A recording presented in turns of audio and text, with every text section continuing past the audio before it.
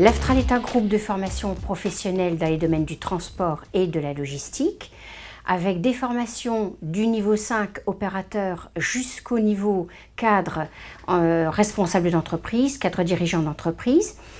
Dans le domaine du transport, métier de conducteur et responsable d'entreprise, et en logistique, du cariste jusqu'au responsable logistique, responsable d'entrepôt, et là encore, cadre dirigeant d'entreprise.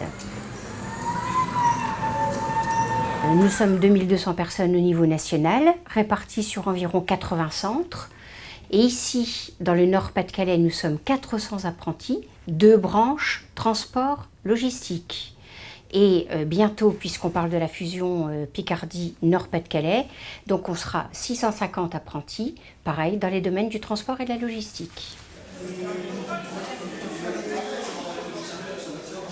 Ici, vous êtes sur le centre Aftral de Prouvy, qui couvre le territoire du Hainaut, Sambre-Avesnois, Cambrésis. Et par rapport à l'antenne de Prouvy, vous avez la section CAP conduite routière en 2 années, avec 2 sections d'apprentis, avec un volume global de 45 apprentis. L'apprentissage, c'est une alternance entre une période en entreprise et une période de formation en centre de formation.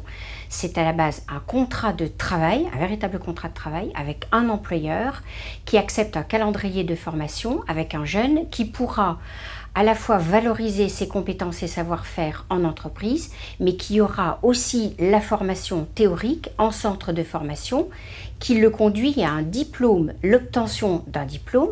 Donc ici, c'est le diplôme de conducteur routier marchandise en 2 années.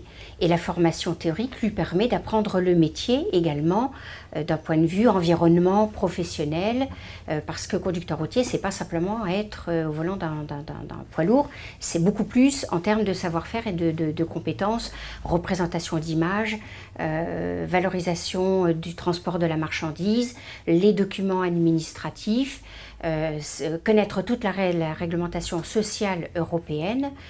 Et c'est quand même l'investissement, la valeur du véhicule lourd avec la valeur de la marchandise et au travers le client qui entend bien récupérer sa marchandise en bon état et qui correspond exactement à ses attentes. Alors le développement de l'apprentissage, puisque c'est bien la politique du Conseil régional Hauts-de-France aujourd'hui, c'est bien de développer vraiment très fort l'apprentissage, parce que la grande difficulté, bien sûr, il y a les jeunes qui doivent être convaincus que l'apprentissage est la meilleure solution pour eux pour s'insérer dans la vie professionnelle, parce que ça passe par un premier contrat. Ensuite, un public qui en principe, je dis bien en principe, parce que ça n'est pas vrai pour tous les niveaux, a une vision de la formation scolaire qui n'est peut-être pas ce qui les intéresse le plus. Mais la difficulté, c'est les entreprises qui doivent être elles-mêmes convaincues que c'est très bien de prendre un jeune en apprentissage. Et puis le troisième acteur, ce sont les parents qui vont accepter que leurs enfants fassent la formation qui va être bien évidemment transformée par un titre professionnel ou par un diplôme éducation nationale qui va leur permettre d'avoir ce niveau de qualification, mais également cette insertion professionnelle.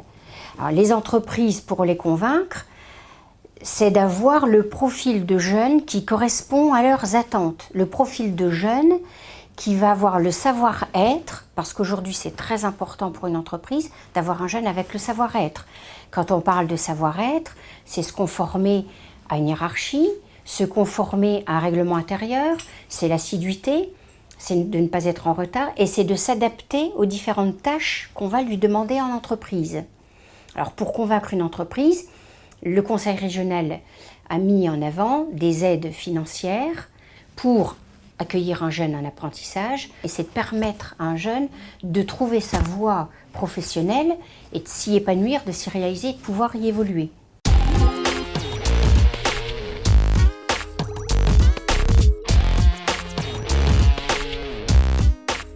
Le CAP conduite routière est donc un certificat d'aptitude professionnelle qui est mis en place pour des jeunes à partir de 15 ans et demi jusqu'à 22, 23 ans, c'est à peu près le public que l'on peut avoir.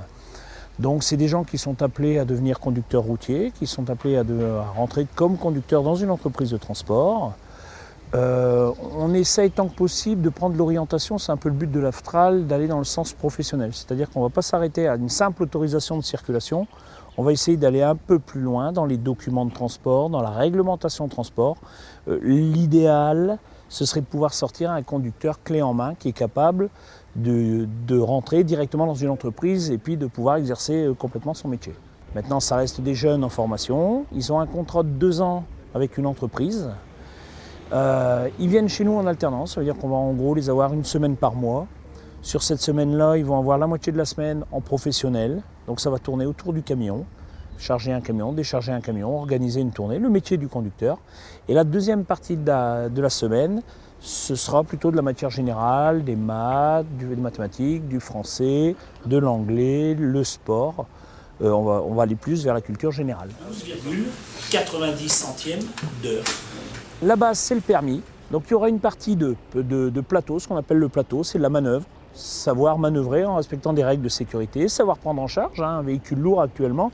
Ça peut aller pour certains, je pense, à du matériel un peu spécifique de 150 000 €. Un camion, un tracteur routier, c'est 90 000 €. Enfin, vous voyez, c'est quand même des sommes qui sont importantes au niveau de l'investissement. Ensuite, il y a la sécurité. On sait très bien qu'un camion lourd sur la route, ça ne se déplace pas non plus comme une voiture. Donc on va axer toute la formation sur la sécurité et la réglementation autour de la conduite. On va les préparer à un permis de conduire, plus le savoir-faire dans la conduite. Voilà, c'est maintenant. Pas de chute anormale de pression. Normal, ma pression toujours entre 8 et 12 bars. Voilà, maintenant on peut procéder à l'essai du frein de service. Voilà. Mon frein est bien enclenché. Pour l'instant. Alors, après ça, qu'est-ce qu'on vérifie? Qu'est-ce qu'on doit faire? Conduite. S'installer au poste de conduite, voilà. Les rétro, mon volant, mon siège bien réglé. Voilà, siège, volant, rétro, dans cet ordre-là. J'ai toujours pression d'air entre 8 et 12 bars. Ok, on revient en neutre, on immobilise et on annonce que les essais freins sont concluants. On est d'accord. C'est clair? Ouais. C'est compris? Cet ordre-là est à respecter. L'exercice d'aujourd'hui, c'est un exercice d'évaluation et de remise à niveau. C'est des stagiaires, donc des candidats qui ont passé l'examen donc devant un évaluateur expert, l'inspecteur des permis de conduire, et ils étaient en situation d'échec. Donc en situation d'échec en IESM. IESM qui est ce qu'on appelle communément le plateau. Donc il y a une partie théorique et une partie pratique. Au niveau de la pratique, il s'agit d'une manœuvre que les candidats vont tirer au sort le jour de l'évaluation. Donc elle consiste en une marche avant dans un premier temps, reconnaissance des lieux. Et donc l'examen démarre au point de départ qui est au bout de piste et s'arrête à l'arrivée. Et le but est passer les obstacles sans les toucher et sans sortir de l'extrémité des pistes. Et le tout dans un temps imparti qui est relativement large, qui est de 5 minutes.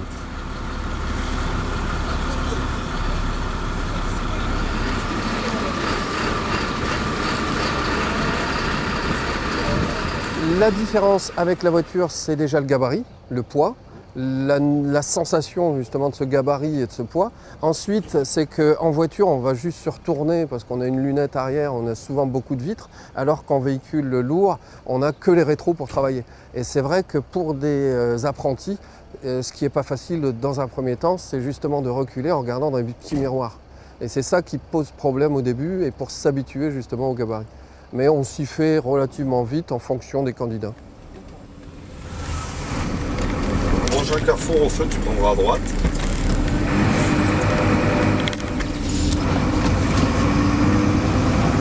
J'ai choisi de faire cette formation parce que mon père est agriculteur et donc j'ai l'intention après de reprendre l'affaire, mais en même temps à côté d'ouvrir une entreprise de transport, peut-être dans les travaux publics, je pense.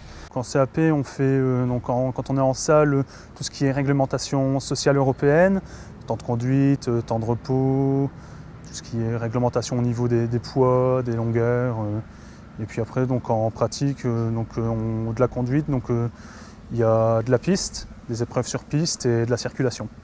Donc, ce qui change vraiment, c'est le gabarit d'un camion à une voiture. C'est beaucoup plus large, plus haut, plus long, plus lourd. Donc la vitesse aussi, on va dans des zones où c'est 50 km/h, on va peut-être pas forcément réussir à rouler à 50 avec un camion du fait de la taille du véhicule. Ça réagit pas de la même manière quand on freine, à l'accélération, tout ça. Donc c'est ce qui est le plus compliqué. Après le porteur, ça reste une grosse voiture, quoi. Alors on va en circulation, on n'est pas limité, on les met vraiment en situation professionnelle. Bien entendu, il y a toujours un formateur qui va les accompagner. On a des objectifs pédagogiques, on a des supports pédagogiques qui nous permettent d'accompagner le jeune.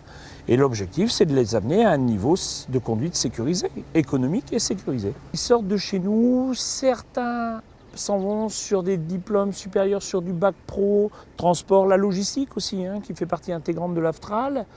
D'autres s'arrêtent au niveau du conducteur.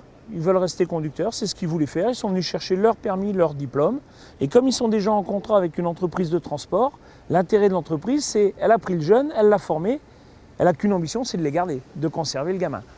Le taux d'insertion, voire même dans l'entreprise d'accueil, parce qu'il y a le taux d'insertion dans l'entreprise d'accueil, mais il peut aussi y avoir le taux d'insertion global après la formation, il est de pratiquement 80%. Donc c'est un excellent taux d'insertion. Si on pose la question à un jeune qui rentre à un niveau 5, s'il a envie de continuer ses études, il va vous répondre « surtout pas, c'est pas pour moi ». Et en fait, en trouvant sa voie d'épanouissement professionnel, eh bien, il va prendre confiance en lui, va gagner son premier diplôme, s'apercevoir que finalement ça lui plaît, qu'il est exactement dans la voie qui lui convient, et la logistique, en l'occurrence, ou le transport, sont deux voies où on peut vraiment s'épanouir et où on peut vraiment évoluer. Donc il va s'apercevoir que ça lui convient et va se dire, bah tiens, finalement, pourquoi pas essayer le niveau d'après. Donc l'apprentissage, c'est la voie excellente pour gagner en théorie, pour gagner en pratique professionnelle, faire ce lien entre ce que j'apprends et ce que je mets en pratique dans le monde du travail, et finalement pour se dire, oui, je peux m'ouvrir d'autres portes, oui, je peux évoluer vers d'autres fonctions. Mais ça se fait justement avec le terrain. Ça ne se fait pas que sur un banc d'école.